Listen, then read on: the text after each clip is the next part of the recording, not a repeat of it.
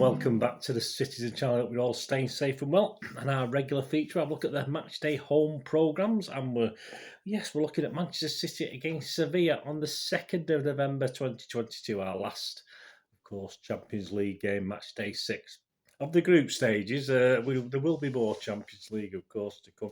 And yes, this big thing. I mean, it was a really wet night if you were there or you watched it on telly. Really sort of managed to keep it in reasonable condition. I bought a couple. This is the best condition of the two. At least it didn't get soaked like the last time, which I had my little rant about. And so, but hey, there you go. As I said, it's a lot bigger than the normal Premier League ones, and it's just bigger writing. Everything, it's all the same in size, same amount of pages, same amount of words, if you like, just bigger. Not very happy. They charge an extra £1 for it, but hey, there you go. So I'll not rave on about it again. So the only benefit is if you do buy it from www.reachsportshop.com, if you get your 26 issues for £97.50, you get the £5 ones a little bit cheaper, because obviously it's worked on the basis that there's a 25p discount on every one. So you have to get £1.25 off. But the Champions League's finished now, so we'll have at least another one. So if you do get your subscription from Reach Sport, you'll be all right.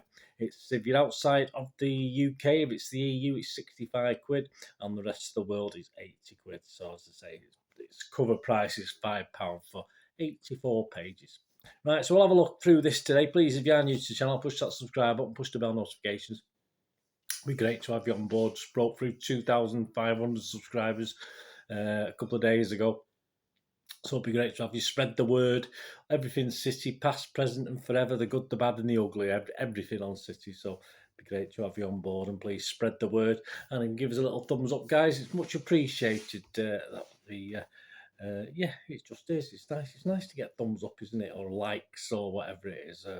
You probably know yourself if you're on Twitter. If you get a lot of likes, you quite like it, don't you? But there it is. Right, on the cover, we've got, of course, Aki and Bernardo, who neither of these started this game. We've got the normal pep stuff, nothing exciting in there. Player feature, we've got Bernardo, of course. Just a couple of interesting facts. Averages 43.88 passes a game. That's not bad, is it? And 39% shot accuracy. That's okay, that's fine. Kevin Cummins is in it, of course, and he shows some images from match day 1. Yes, I was in the Greek islands at the time when we played over in Sevilla. But he's got some images of in and around Sevilla on match day 1. That's Kevin Cummins. As is enormous stats on other Champions League games played, and the games still to be played this evening, including this one. And a summary of our Group G rivals. Head-to-head, we've got Akanji and Tanguy Nianzou. Yes, a couple of interesting stats on there. Passes completed, Akanji, 255 out of 271 he's completed, so there's only 16 gone astray. That's 94.1%. And yeah, the other guy's not too bad. Nianzou's not too bad. He's 87, completed 87 out of 95. He's 91.6%. We'll have a little bit more on Akanji in a moment. At the end of this, we'll do a little look at what they say about him in the article. Double agents, which is basically players who played for both. We've got Jesus Navas, who did. I don't think he featured, did he? I don't think he featured in this. I forgot all about him. I'm sure he didn't. Other players who played for both clubs, Sevilla and City, include people like Negredo. Yeah, he was a brilliant one. He was for about 6 months. Fernando, never quite worked. Jovetic, another one who never quite worked. Sami Nasri, I think he sort of worked sometimes, not all the time. And Nolito, yes, well, yeah, another one who didn't quite work. Simon Curtis, author of the City in Europe book, continues his tales from the continent in Eurozone, and concentrate on the Etihad clash that I had in my preview show back in 2015. Next in the City features Dave Bennett, who, amongst other things, talks about revenge, of course. He suffered like the rest of us did in 1981 with that defeat against Tottenham with the replay. But he managed to gain revenge in 1987. Sadly, not for us. Sadly, in the other light blue outfit of Coventry City, who beat them in the cup final in 1987. So, yeah, he got his revenge. We didn't. I'll have a little excerpt of that in a moment as well for you before we go. a couple of pages of the City quiz. City Reflections, Dr. Gary James on the history of a match-up with Sevilla back in the 1950s when City was seen as an attractive club that South American teams and European teams wanted to play at that time in friendly matches. Matchmaker picks out 10 standout games for a player. Today it's Phil Foden covering England under-17s, the England main team, of course, and City. Big Blue Marc McCarthy at Marc, MMMAC, as his kitted out feature. And he looks at sort of Horton's tenure. There's an image of Brian Horton, who I noticed on Twitter pushing this as well, which is fair enough.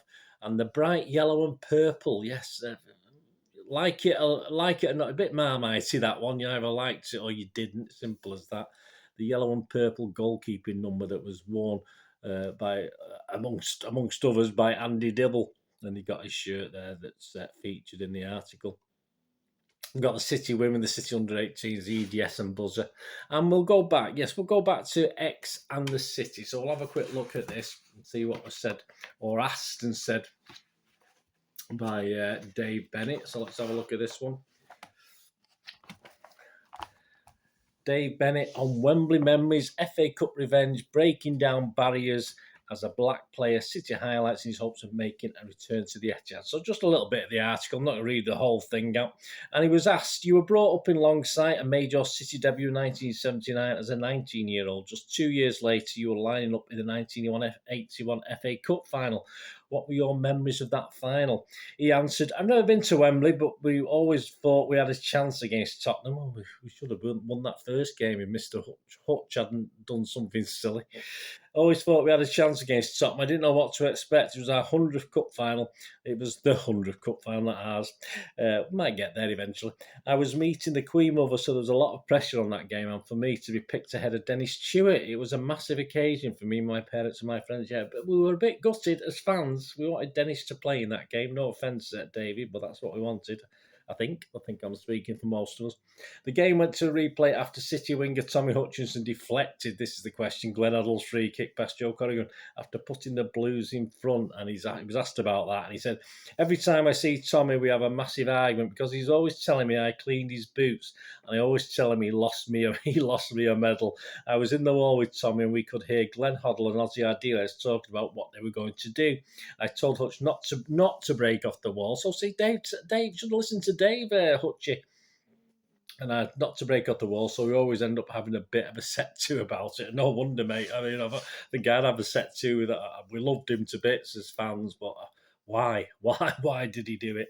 And then he was asked, but you got your own back on Spurs as part of the Coventry team in 1987 when you scored and then set up Keith Houchin's winning goal.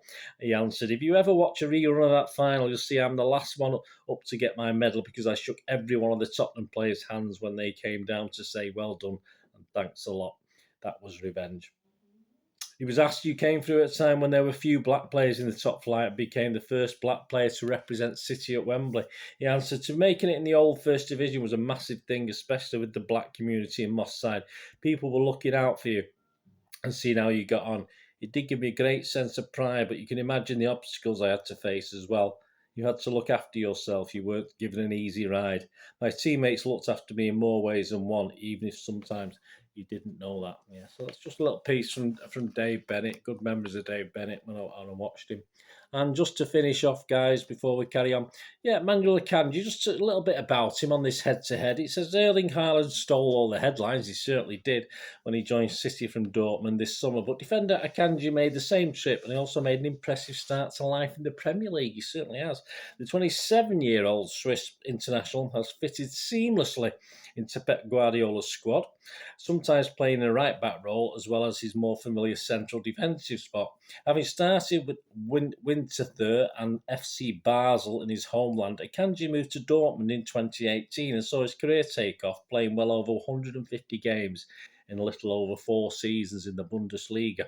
Akanji also became an important member of his national team, having won 42 caps so far, 5 of them at the Euros in 2021, where he started every game for the Swiss as they went out on penalties to Spain in the quarter-finals.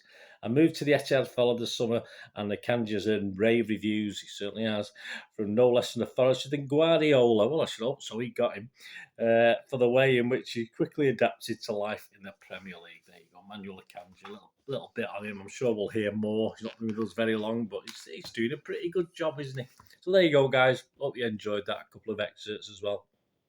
I will be back, of course, for the programme watch for the game against Fulham at home. They've got another 3 home games now. Yeah, Fulham, Chelsea, and then Brentford. So there'll be another 3 before the World Cup break. So, as I said, please don't forget subscriptions available. You can buy them independently as well. You can buy just a one. Go on to reachsportshop.com. They charge you £1.50 postage. You can buy just one-offs if you anything you fancy from this issue, for instance.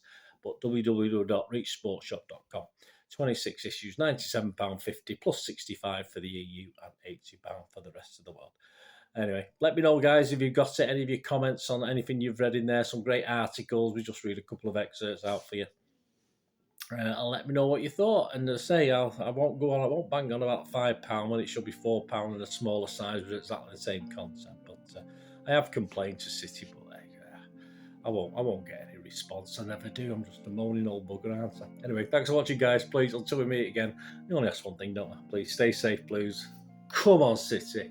Bye for now.